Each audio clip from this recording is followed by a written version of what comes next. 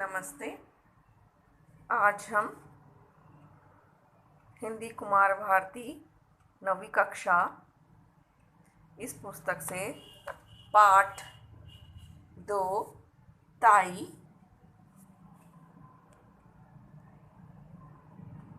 जिसे विशंभर नाथ शर्मा कौशिक जी ने लिखा है, के प्रश्न उत्तर देखेंगे।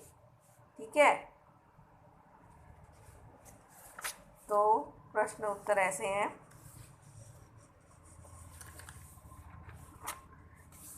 प्रश्न पहला देखेंगे, कारण लिखिए। मनोहर रेलगाड़ी में ताऊजी को ले जाएगा। कारण लिखिए, कब ले जाएगा? यदि वे, उत्तर क्या आएगा? यदि वे उसे रेलगाड़ी ला देंगे। यदि वे उसे रेलगाड़ी ला देंगे तो मनोहर अपने ताऊजी को रेलगाड़ी में ले जाएगा। तो कहानी इस प्रकार है। मनोहर 5 साल का लड़का है। उसकी एक छोटी बहन है जिसका नाम चुन्नी था। मनोहर ने एक दिन अपने ताऊजी से रेलगाड़ी लाने को कहा। उसकी तोतली भाषा सुनकर घर के सभी लोग, विशेषकर उसके ताऊजी, खुश होते थे। मनोहर ने बताया कि रेलगाड़ी में वह अपनी बहन चुन्नी को बिठाकर दूर तक घुमाएगा।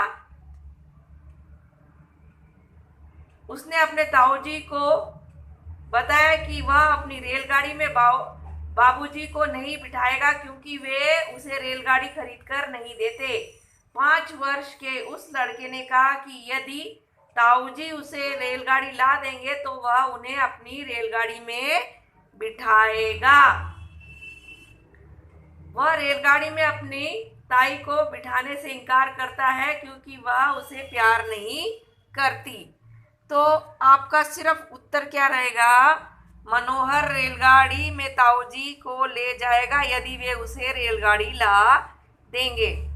मनोहर रोने लगा क्योंकि ताई के ढकेलने से उसके हृदय पर चोट लगी थी। अभी दूसरा देखेंगे, आकृति पूर्ण कीजिए। रामेश्वरी को दुख था। किस बात का दुख था? अपनी संतानहीनता का, क्योंकि उन्हें कोई भी बच्चा नहीं था। ठीक है, इससे नाम चलता है। किससे नाम चलता है? सुकृति से नाम चलता है। ठीक है, आगे देखेंगे, खेलते हुए बच्चों का वर्णन। तो खेलते हुए बच्चों का वर्णन क्या है, ये देखेंगे अभी। हवा में उड़ते हुए उनके बाल कमल की तरह खिले, उनके नन्हे नन्हे मुख। पहला ये लिखेंगे, उसके बाद उनकी प्यारी प्यारी तोतली बातें। तीसरा, उनका चिल्लाना, भागना। और चौथा, लौटकर ताई के पास जाना। ठीक है, तो ये 4 बातें आप इसमें लिखेंगे। अभी यहाँ पर ताई का स्वभाव कैसा था? ताई हृदय से, मन से बच्चों को प्यार करती थी, लेकिन वह उनसे घृणा भी करती थी, क्योंकि ताई को लगता था कि मेरे को भी कोई बच्चा होना चाहिए था। ठीक है, तो ताई का स्वभाव क्या था? ताई की संतान पाने की चाहत थी। पहला, ताई का संतान पाने की चाहत थी। उसे भतीजे से घृणा थी, और द्वेष तथा घृणा के कारण वो बच्चों से दूरी बनाए रखती थी। बच्चे उससे दूरी बनाए रखते थे। और मनोहर के छत से गिरने के बाद ताई का हृदय परिवर्तन हो गया। वे उसे चाहने लगी, उन बच्चों को चाहने लग गई। उनमें प्रेम भाव भी था, घृणा भाव भी थी। ठीक है, आगे देखेंगे। कहानी में 6 देखें, कहानी में आए संत साहित्यकारों के नाम लिखो। तो कौन कौन से संत साहित्यकार आए थे? तुलसीदास जी और सूरदास जी। ठीक है, अभी अर्थपूर्ण शब्द तैयार कीजिए। यहाँ पे लिखा है धर द गी अ नी, तो क्या बनेगा? अर्धांगिनी। अ द धा गी नी, तो क्या बना? अर्धांगिनी मतलब पत्नी। ता श्न स तु, तो क्या बनेगा? सतुष्णता। ठीक है। अभी यहाँ पर पूछा गया है ताई की बदलती स्वाभाविक सृष्टि स्पष्ट कीजिए। तो ताई क्या थी? जब वह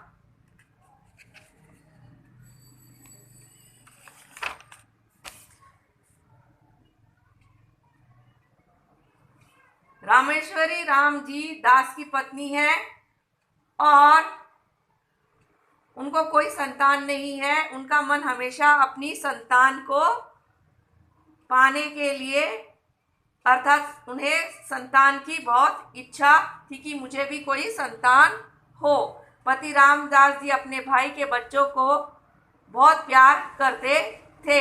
रामेश्वरी तो अपने देवर के बच्चों को चाहकर भी नहीं चाहती थी। यद्यपि बच्चे उसे अच्छे लगते थे, लेकिन द्वेष और घृणा के कारण उसे बच्चों को दूरी बनाकर रखती थी। बच्चों के प्रति रामजी दास का लगाव भी उसे पसंद नहीं था।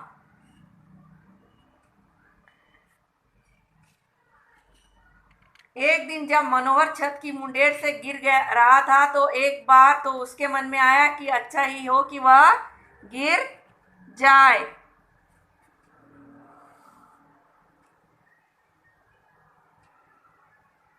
तो पाप कटे। किंतु जब उसने मनोहर का करुण चेहरा देखा तो उसका हृदय मनोहर के प्रति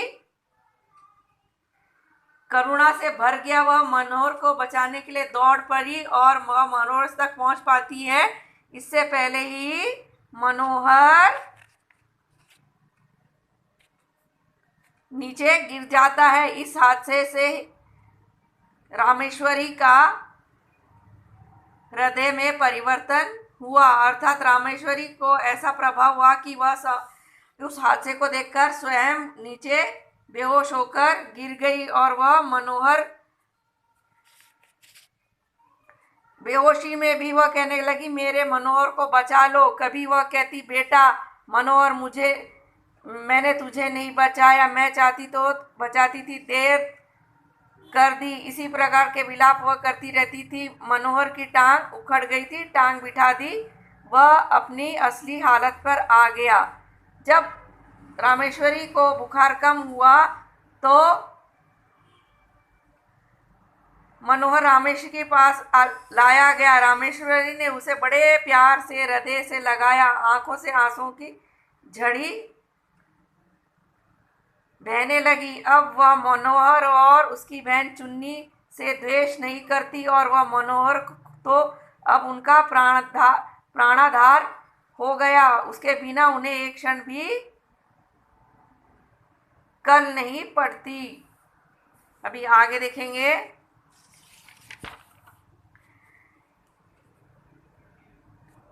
निर्देश अनुसार संधि विच्छेद संधि और उनका नाम लिखें। अभी सेवार्थ। सेवार्थ में संधि क्या होगी? सेवा, ये शब्द सेवा, फिर प्लस अर्थ, ये क्या हो गई? स्वर संधि। स्वर संधि कैसे होती है आपको पता है ना? स्वर कितने होते हैं? अ आ इ उ ए ऐ ओ औ अंग। अंग नहीं, सिर्फ अ आ इ उ ए ऐ ओ औ, ये स्वर। व्यंजन क्या होते हैं? क ख ग घ ग।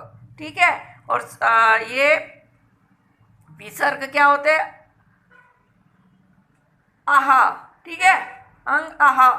ठीक है, तो अभी ये देखेंगे सेवार्थ। सेवा प्लस अर्थ स्वर संधि। अभी यहाँ पे बीच में संधि लिखा है अभि प्लस इष्ट, तो क्या हो गया? अभीष्ट। ये छोटी ई की मात्रा, ये ई, तो ये क्या बन जाएगी मिलके? बड़ी ई की मात्रा इधर से, अभीष्ट। तो ये भी अ स्वर है, तो ये स्वर संधि। ठीक है।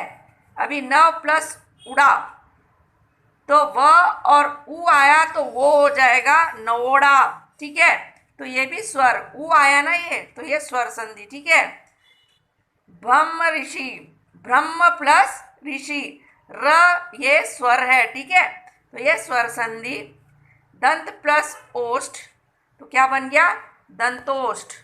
दंत प्लस ओष्ठ, दंत बल ये ओ है, द आ के त के इधर ओ लगा देंगे तो बन गया दंतोष्ठ। तो ओ स्वर है, तो स्वर संधि। महोषधि, महा प्लस औषधि, ये क्या हो गई? स्वर संधि। फिर उपर्युक्त, अपरी प्लस युक्त, ये भी स्वर संधि, ठीक है। ऊ है क्योंकि।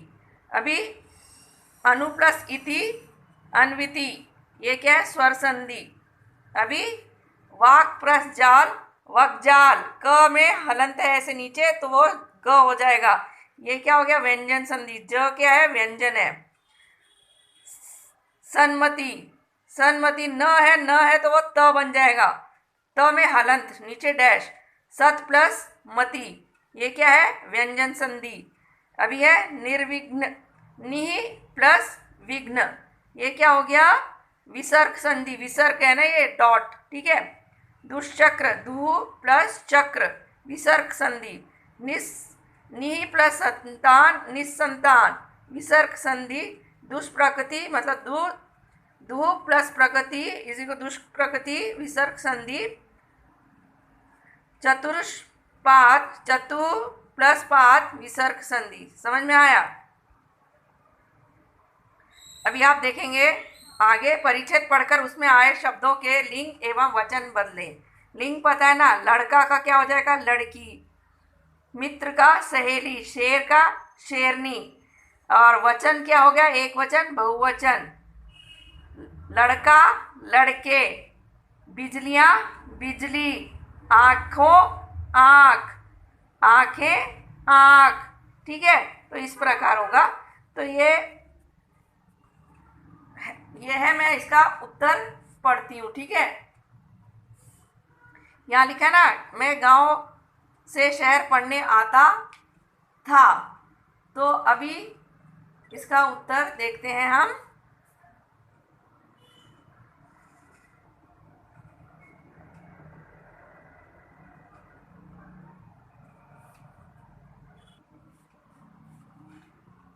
मैं गांव से शहर पढ़ने आती थी, आता था तो कोई हो जाएगा? आती थी।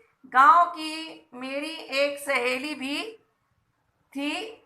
सावन भादों की बादल से ढकी रात में बीहड़ पानी बरसता है। पूरा सन्नाटा, शेरनी की दाढ़ सरीखा गरज उठता है।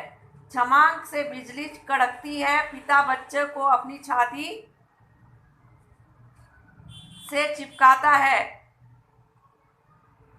हड्डियों में उबलते दाल भात के साथ उनकी उम्मीदें भी पकती है।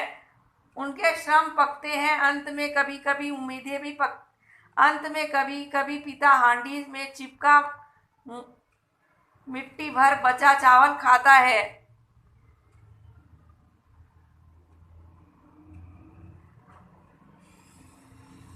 ना जाने कहां से अपनी आंख में इतनी चमक पैदा कर लेता है कि भरे पेट वालों की आंख चौधिया जाती है।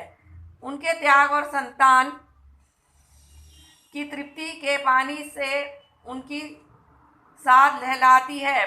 बैलगाड़ी में बैठे संतान को छतरी की छांव करता है। बस में बच्ची खिड़की के पास बैठी बाहर दृश्यों को देखती है और वह पूरी यात्रा बच्चों को देखता रहता है, संभालता रहता है। रेल जब बोगदे के भीतर से गुजरती है तो अनायास उसका हाथ बच्ची की बाह पर चला जाता है और माता का सामान पर।